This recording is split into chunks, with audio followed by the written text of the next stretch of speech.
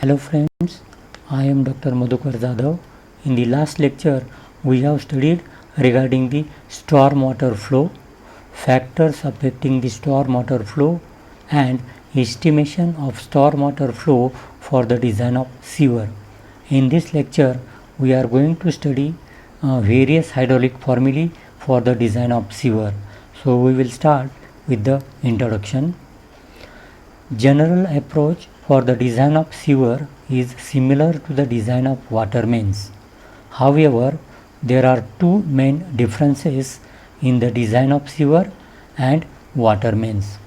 First difference is sewage contains particles of solid matter, both organic and inorganic in nature, the heavier of which may settle down at the bottom of the sewer as and when the flow velocity reduces, resulting into clogging of the sewer. To avoid the clogging of sewer, they must be laid at such a gradient that self-cleaning velocity is achieved. The second difference is that the sewer pipes carry sewage as gravity conducts or open channel. Hence, they must be laid at a continuous downward gradient. Then we are going to study the various hydraulic formulae for finding out the velocity. First formula is Chase's formula for finding out the velocity. So as per the Chase's formula, velocity V is equal to C under root of R into S, where V is the velocity of flow of sewage in meter per second. C is equal to Chase's constant, R is equal to hydraulic mean depth or hydraulic radius and denoted by R. R is equal to A by P, where P is the weighted perimeter and A is equal to area of cross section. Then S is equal to slope or gradient of the sewer. Constant C is very complex, depends upon size, shape and smoother roughness of the channel. Different formulae can be used for the calculation of Chase's constant. So first formula given by the Bayesians for finding out the value of Chase's constant C. So as per the Bayesians formula, C is equal to 157.6 divided by 1.81 plus K upon root of R, where K is Bayesian's constant, R is hydraulic mean radius. The value of Bayesian's constant depends upon the inside nature of the sewer. So this table gives the values of K for different smoothness of the sewer. First one, when the inside surface is very smooth, then value of K is 0.11. When the inside surface is made up of bricks and concrete, maybe somewhat smoother one, then the value of K is 0.29. When the sewer inside surface is made up of rubble masonry, somewhat rough one, then the value of K is 0.5. When the sewer is made up of earthen material, then value of K is 0.83.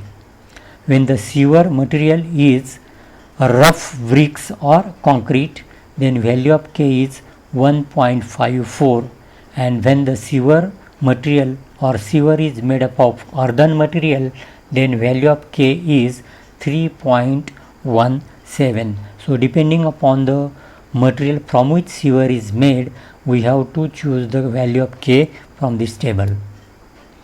Then next, value of C can also be calculated by the formula given by the Coulter. So as per the Coulter's formula, value of C is equal to 23 plus 0.00155 divided by S plus 1 upon N whole divided by 1 plus into bracket 23 plus 0.00155 divided by S bracket complete into N divided by root of R, where C is equal to Chase's roughness coefficient, S is equal to slope or gradient, R is equal to hydraulic radius in meter, and small n or capital N is equal to Coulter's roughness coefficient. Then second formula used for finding out velocity is given by the Manning's. As per the Manning's formula, velocity is calculated V is equal to 1 upon n into r raised to 2/3 into s raised to half, where n is equal to Manning's coefficient, n value getting from the table as given below. So in the table, conduct material or the sewer material and conditions of the inside surface may be good or fair. So when sewer is made up of salt glazed stoneware, then value of n is 0.012 to 0.014. When the sewer is made up of cement concrete, then value of n is 0.013 to 0.015. Then when sewer is made up of cast iron material, then value of n is 0.012 to 0.013.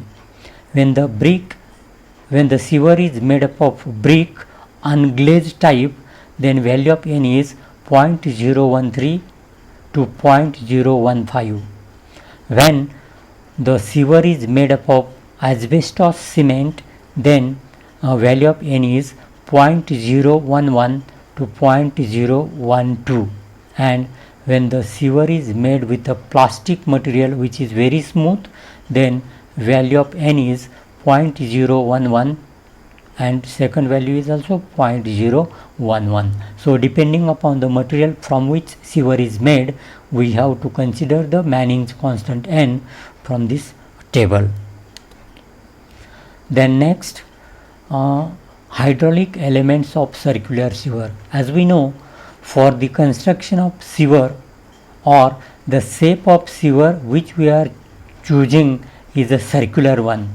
And why we are considering the circular sewer? For that some advantages are there, and due to that advantages, most of the times the shape of the sewer is circular one. So first advantage of circular sewer is it is easy to manufacture circular section.